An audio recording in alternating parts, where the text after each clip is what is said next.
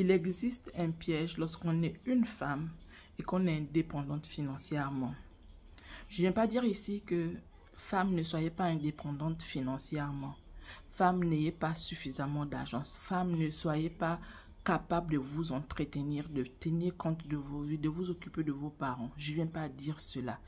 Une femme doit pouvoir s'occuper d'elle-même, elle doit travailler, elle doit même se faire beaucoup d'argent. Mais par contre, il existe un piège énorme dans ça. Surtout lorsqu'on n'est pas assez humble, lorsqu'on a comme parachuté, lorsqu'on a vécu par exemple dans le manque et qu'on parvient à voir certaines choses, parfois on oublie la base, on oublie ce qui est primordial, on oublie qui on est. Tout de suite, on a des ailes et on perd la place qu'on devait avoir. Alors, pourquoi je le dis? Il faut dire que moi aussi, j'ai eu un peu ce souci. Et lorsque tu es quelqu'un qui a encore des valeurs, si quelqu'un qui tient compte encore de la cellule familiale, qui pense que la famille, c'est une première institution, qui pense que la famille, c'est la base, c'est l'endroit où, quand tu sors de là, normalement, tu es une personne remplie et une personne équilibrée. Vous devez faire très attention. En tant qu'épouse, je ne vais pas dire en tant qu'homme aujourd'hui, je parle en tant qu'épouse parce que, vous savez, c'est nous qui restons constamment avec les enfants à la maison. C'est vrai, les deux parents sont souvent là, mais plus les mamans restent avec les enfants parce que je ne sais pas comment il faut expliquer ça. Il y a ce truc-là qui fait que entre les parents, entre la maman et les enfants, ça match en fait. Ça match. Donc, ce qui fait que c'est que vous avez comme éducation par rapport au fait que vous avez suffisamment d'argent, vous allez le contaminer à vos enfants. La manière dont vous allez vous occuper de votre maison, la manière dont vous allez vous comporter vis-à-vis de votre partenaire, vous allez communiquer cela à vos enfants et vos enfants prendront cela comme quelque chose de bien.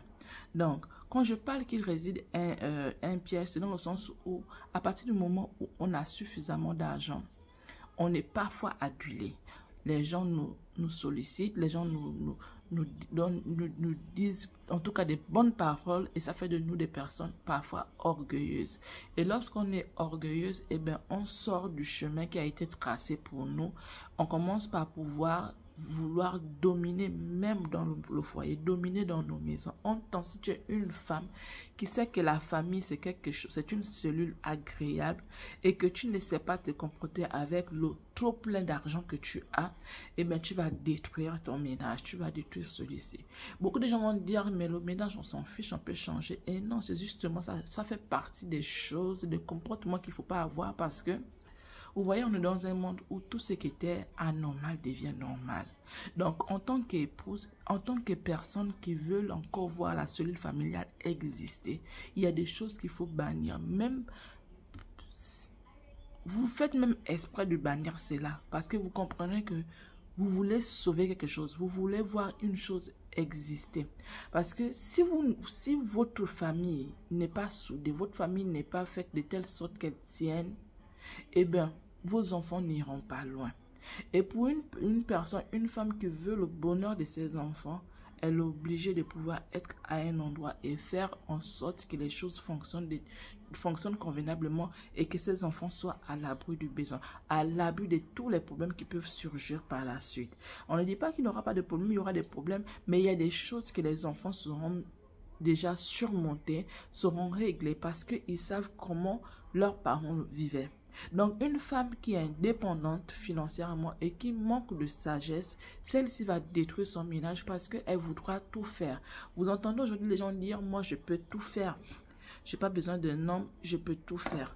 Effectivement, tu peux t'acheter tout ce qu'il faut. Mais il y a un souci quand tu voudras faire tout l'argent que tu as, tu voudras laisser ça à qui? Tu voudras laisser ça forcément à tes enfants et autres. Et les enfants, tu vas les faire avec qui? Parce qu'il y a des personnes qui viendront toujours s'abuser de vous, plus que vous ne voulez pas vous soumettre. Donc, ils viendront abuser de vous. Donc, entre-temps, si tu veux vraiment faire fonder un foyer, avoir une famille vraiment sérieuse, c'est à toi de pouvoir mettre des barrières entre ton statut financier et ton statut d'épouse. Donc, il faut savoir bien identifier cela. Et toi, en tant qu'épouse, il y a des choses que tu peux faire et celles que tu ne peux pas faire.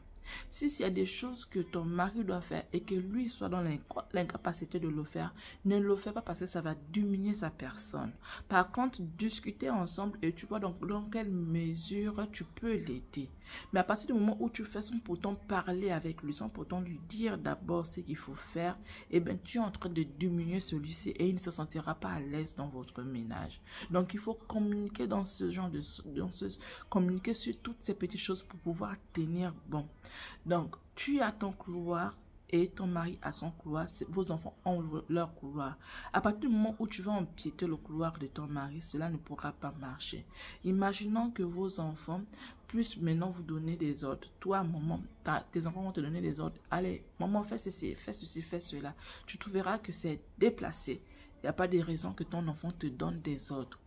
C'est la même chose avec ton mari. Je ne dis pas ici que ton mari, il est ton père. Non, mais il est ton chef dans la famille. Et même à la mairie, on le dit, le mari est le chef de la famille. Donc, toi, tu es le chef en second. Donc, tu t'imagines que si tes enfants se mettent à te donner des ordres, le schéma est renversé. C'est pas ce qu'il faut faire. Donc, c'est pareil avec ton époux. Tu ne peux pas faire des choses que lui, il doit faire. Il y a des tâches que tu sais que ça c'est vraiment à lui. Il y a d'autres tâches là où vous pouvez faire ensemble. Mais il y a ces choses que tu sais que c'est lui qui doit le faire. Alors ne le fais pas. Bon, moi je le dis pourquoi? Parce que je me comportais pas ainsi avant.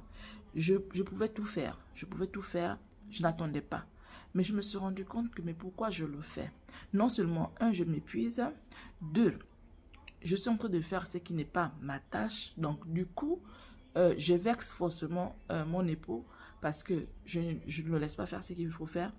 Donc, cela ne peut pas favoriser une bonne ambiance en ce qui me concerne. Et je ne suis pas en train de montrer un bon chemin également à mes enfants. Donc, il fallait que je rectifie le tir et je me suis dit, ok, pour pouvoir rectifier le tir, il faudrait que je me mette dans ma peau d'épouse et que je fasse ce qui me concerne, ce que j'ai le droit de faire.